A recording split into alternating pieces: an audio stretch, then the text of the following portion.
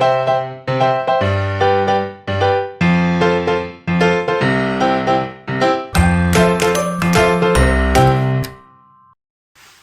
you ever made a quilt and found when you were finished, it wasn't what you expected? Something's not quite right with the design. I'm Marci Baker, and I have done exactly that in many ways.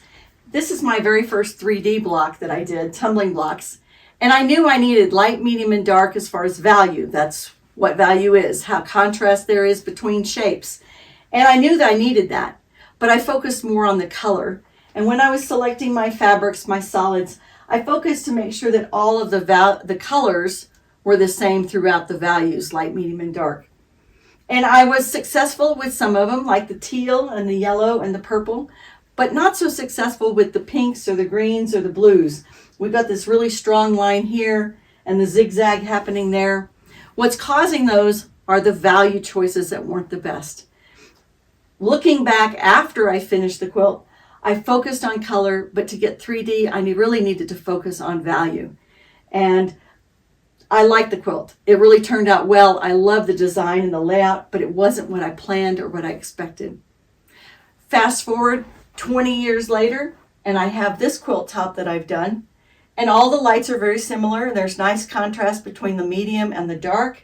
And so I get a very strong 3D design because I now understand value and how important it is. And then the colors, I was able to focus again on getting the three values of the same color. Lots of batiks available now that I was able to choose. So I've been able to go through 20 years and now plus on selecting value and learning how it works. But I wanted to have a tool that allowed me to do it quickly and more confidently. And so I developed the Ultimate Value Tool. I want to share that with you because now you can be confident and successful and know that your fabrics are going to do the design that you want and you'll be happy with your results. What they are several cards that have light to dark printed on each one, and then there are holes, both large and small, and you'll see how I use those later, to compare this to your fabric or to your pattern, and that you're going to get what you want to have. In the deck of cards, there are 12 bright and cheery cards that are the pure colors. Then I have a couple of gray tone, and then a set of toned colors for those who like to make those cozy and warm and comfortable quilts. Your chances are you're one or the other, or you want to make this project that's cozy for your grandmother, or you want to make this one bright and cheery for your granddaughter. Once you've chosen which color set you're going to work with, the pure or the toned, then you're going to look at your pattern and decide what you're going to need. Let me show you up close how we work with these cards. We have this magazine, American Patchwork and Quilting, and we want to make this quilt, Daisy Patch by Maria Vucic. And we've know what we're looking for, and we've picked most of the fabric. We have a list here, and it calls for a dark blue, a light blue, green, white, and gold. And these are what we've picked so far. These would be our bolts that we've selected. Something's not quite right, and it's, I'm comfortable with the gold and the off-white, the green and the navy, but this blue here, I'm not so happy with it.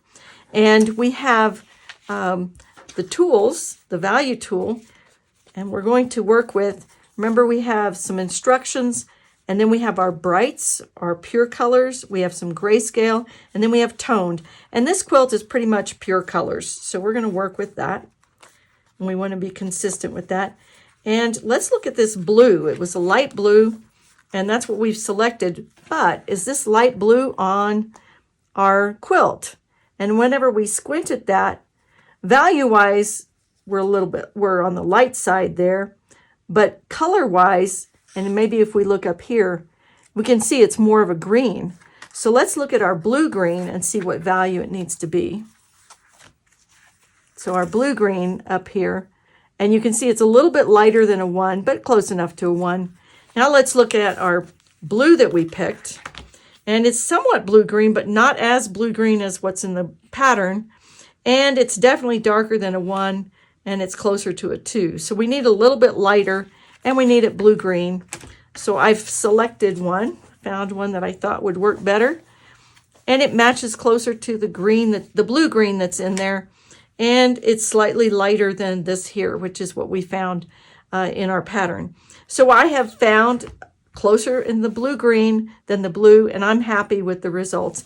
And seeing that these can match up with our values and our in the value tool, matching up with what's in the pattern, and we're comfortable then confident that this is going to be exactly what we see there, or close enough. We're going to get the same feel and the same daisy pattern, and then also the 4-patch happening. Now, what if we're a beginner and we're not comfortable with color and value? And it's like, well, I'd like to make this quilt. I really like it, but how do I know how to pick those? And what you do then is you pick the color cards, you pull them out of the deck, and you use them to pick your, figure out what value you need, and then to pick the fabric that matches that. And we go ahead and make a list of, we have a light blue, and we determined last time that it actually needs to be this blue-green. And we came up with that it's a value of 1 blue-green. And we list everything, and we have what card it is down at the bottom, and then what value number it is on the side. And notice sometimes I have a 0.5, and that means it's slightly lighter than or darker than the 1 or the 2 that's printed. So this is our list, and what we can do is we can go to our bolts of fabric, and we can find things that match. And so our gold needs to be a 3 yellow-orange, and this one looks great. It matches the 3 well. You can see it's lighter than the 4 and it's darker than the 2. So this one's going to work out well for us. And I've done that throughout as far as checking what we needed.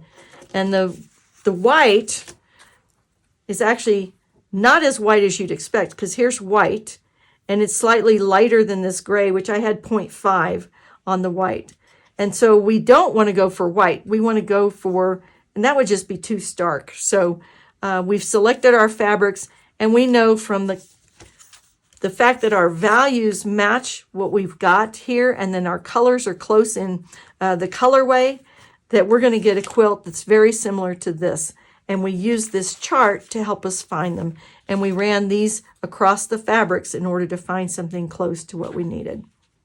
For the intermediate to advanced quilter, another option is to take, hey, I like this pattern, but I want to make it in my own colors. And so we can translate the values that we figured out into another color scheme. And so here I've taken the list that I made before, and then I've changed it into another color scheme. And I've decided to go with this gold with red, orange, and then keep with the blue-green. And I've translated it. I've also shifted it down. The fabrics I was finding, I went with a darker color scheme. So everything is shifted down by about 1 step or a half step. And then I went and found my fabrics, and this is the quilt that I developed from that. I'm so excited that I now have the Ultimate Value tool available to me. I can select my fabric easily, quickly, and stay focused and have confidence in my selection.